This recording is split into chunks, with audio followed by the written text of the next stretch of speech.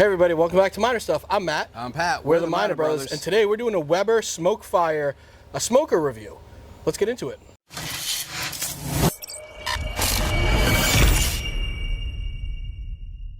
All right, everybody, thanks so much for stopping by, checking us out. Please, if you haven't yet, like the channel, subscribe to us, like this video, all that other shit you guys always do. You're awesome. Thank you so much. Matt, before we get into our review, what are we drinking today? Dude, Kings County Distillery, barrel proof, 132 proof. Yumminess. Woo! So good, so delicious, and one of my favorite bottles there is out there. Yeah, it's a great bottle. All right, Pat, so we're going to start doing as a run of some of our man shit. Yeah. Grill reviews, smoker reviews. What's the best ones for camping? What's the best ones for Weber versus Traeger versus Green Mountain Grill versus Pit Boss versus all of them. All right. We've had a ton of experience with a whole bunch of them. We've used a whole bunch of them. Today, we're going to concentrate just on the Weber Smokefire. Now, we have the EX6, which is the bigger one. Ours was the Gen 1, but it had the Generation 2 upgrades when we bought it because of the problems that they've been having with them. So, Pat, let's get into the grill. All right, Pat. So this thing has two grates in it. It does have the Weber flavorizer bars. All right. And one of the things is because of that, you actually get a better flavor out of having the wood fire right underneath the center flavorizer bar. The top shelf can move, so you can slide it forward, you can slide it back. It does give you a good amount of cooking space. The top grate is 10 inches by 36 inches. The bottom grate is 18 inches by 36 inches. Total combined cooking area, Pat, of 1,008 square inches.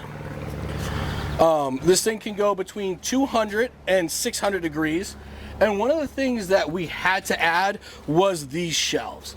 I think this should be standard on every grill, and it wasn't. These ones do fold, so we can fold them down. And we do have the side folding one as well. Normally when we do take this out, when we took it out for like competitions and stuff, we would open up all the tables because you need as much space as you can when you're trying to wrap stuff or do stuff. So I think these should be standard because they're like, oh, it comes with a side table. What can you do with this little side table? You can't really do much. You do have these two little tool hooks right here. And then the pellets actually go in the back, and we'll open this up so everybody can see.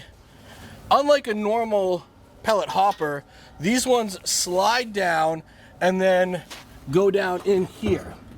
The only problem is one, they don't feed down correctly, so it's got a very poor design.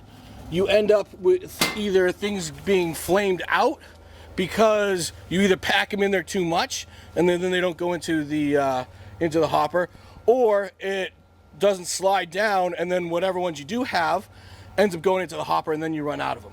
So we have had this thing flame out a lot. Another thing that we've had, glow plug issues. We're on our third one already.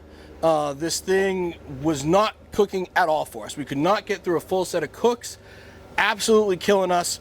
Put a new glow plug in, all of a sudden it started working great, and I thought this was the best smoker we had.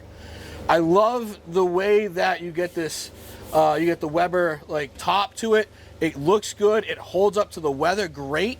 The other great thing is you don't have a normal drip pan. Instead, you have this, which catches all your ash and has your drip pan inside of it as well. And that just slides into the center down here.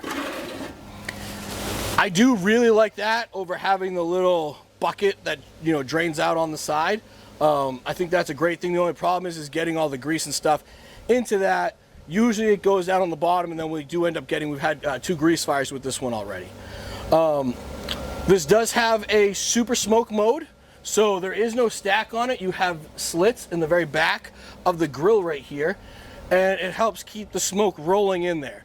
So when you're at a low enough temperature, you can have super smoke come on. We have had some of the best smoke rings, some of the best flavor come out of this grill. This thing will go between 200 and 600 degrees, and it's all right here on this controller right next to it. There also is an app.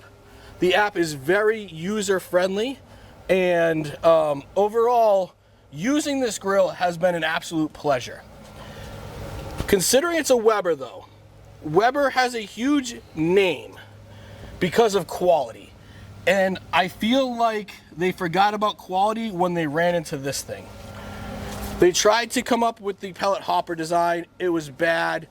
They did not move away from that into a proven design that already works. So they're still using that and they're still having a ton of problems. They're obviously still having glow plug issues. So with those issues, I don't think this grill is a recommend. I think this thing has been a failure more than not. And it sucks because for the price, it should work. With the name, it should work. This we actually brought to our competition when we did a rib competition. You know, it was a small competition, but we still got 3rd place in it.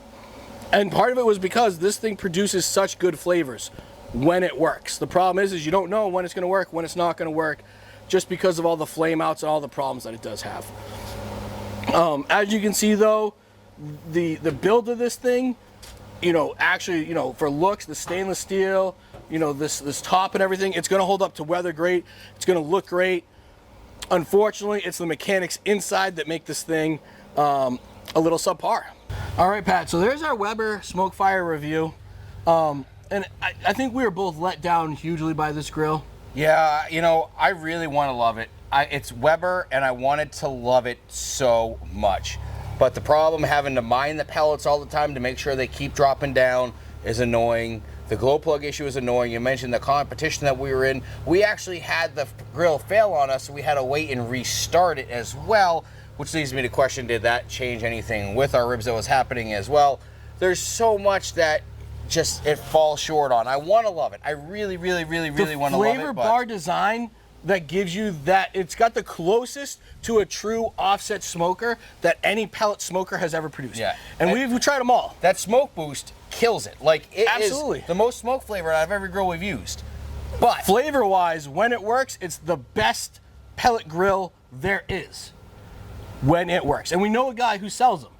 And he says all he does is fix them because there's tons of problems. Yep. And you might have noticed that that one is sort of dirty, unplugged. There's a reason for it. It is actually going away today. And we have a brand new Green Mountain Grill Prime going in its spot. So that's our first grill review. We are going to have more coming up, and like I said, we're going to run them down, compare them against each other. Absolutely. Try to find out which ones work the best, which ones taste the best, and everything down there for you guys. And we're putting a ton of use on these as well, people, just so you guys know before we do the review. So some of them are taking a little while, but I mean, I've been camping for a couple of years, and I've kind of whittled down our best camping grill. That's going to be probably one of our next videos that we do. We're working on the Green Mountain Grill. We've already had one. We're going to do another one, so we're just going to give us some time with that one so we can give you guys an honest review. And we've tried pushing them to failures. I cooked on the Green Mountain Grill. I went through, like, I want to say 8 or 9 bags of pellets before cleaning that thing, and it just kept going. None of these other grills were able to do that. Nope. You have to clean them, or there's going to be a problem. The Weber, you have to clean after every single use. So there's going to be a problem, and at halftime there's still a problem after it. We are testing the shit out of these things. It's not just like, oh, hey, we cooked once, this is our thought. No, we're cooking over and over and over and over. Low temps, high temps, everything that we could possibly throw at these things. And this is your honest review. And hey, Weber, if you watch this, send us a free grill. We'll try it, and we'll try to do a review and see maybe if the new one has any improvements. Yeah. Anyways, that's our first grill review. We hope you guys like it. Please subscribe to this channel, like this video. We thank you guys so much for following us along. Everybody, have a good day.